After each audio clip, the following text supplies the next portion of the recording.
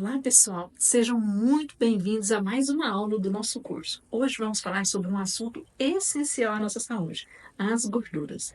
Nós sabemos que algumas são boas e outras nem tanto assim.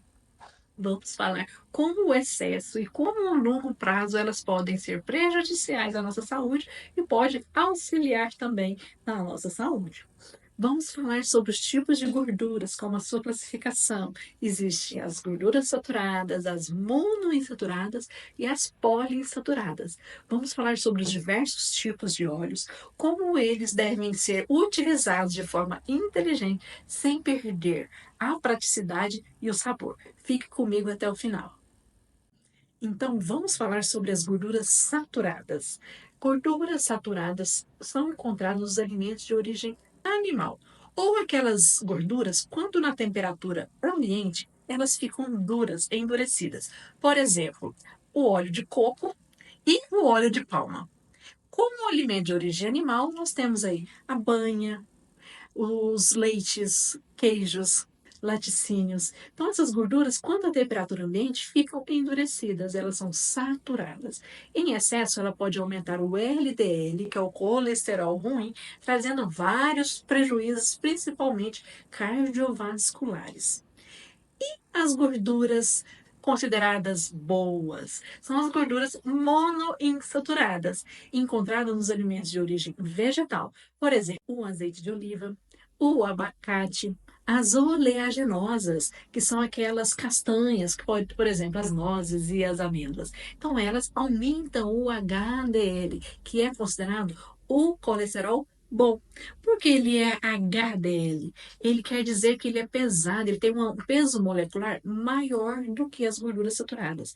Como a gordura saturada é leve, ela pode passar por uma corrente sanguínea que tem processo inflamatório e ir aderindo a esse vaso sanguíneo até ocasionar uma obstrução, prejudicando a saúde.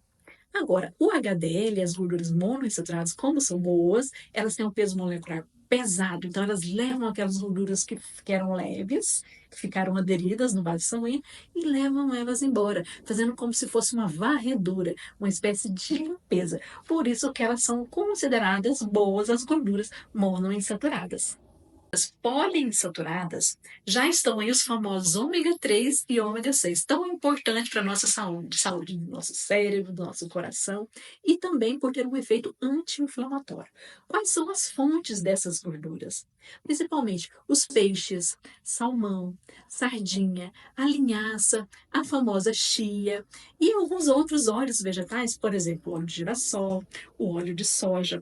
Então, todos esses alimentos são também importantíssimos para a nossa saúde. O que devemos tomar cuidado é como esses óleos, essas gorduras, vão ser consumidas e a forma de preparo. Porque quanto maior elevamos ela em temperaturas altas, aí que é o problema, porque cada uma delas tem um ponto de fusão diferente, ou seja, elas são queimadas, são carbonizadas a temperaturas diferentes uma das outras, e é isso que protege elas do calor. Vocês concordam comigo que quando submetemos os alimentos às frituras, elas vão se desestabilizar mais fácil e queimar mais fácil? Então, por isso que a gente tem que pensar que cada tipo de gordura é essencial para alguma preparação. Então, por exemplo, o azeite, né, é importante para a gente utilizar em saladas, em alimentos que não vão a temperaturas muito altas, e quando for utilizar esses óleos para frituras, não utilizá-los novamente.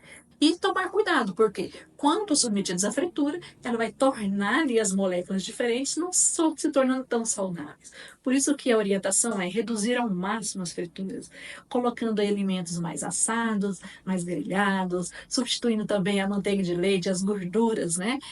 Saturadas por alimentos mais saudáveis, como azeite de oliva, regando uma torradinha. E quando utilizados, utilizarem de forma consciente, não em excessos. Aposte nas fontes naturais, nas gorduras boas, por exemplo, o abacate, as castanhas, as sementes.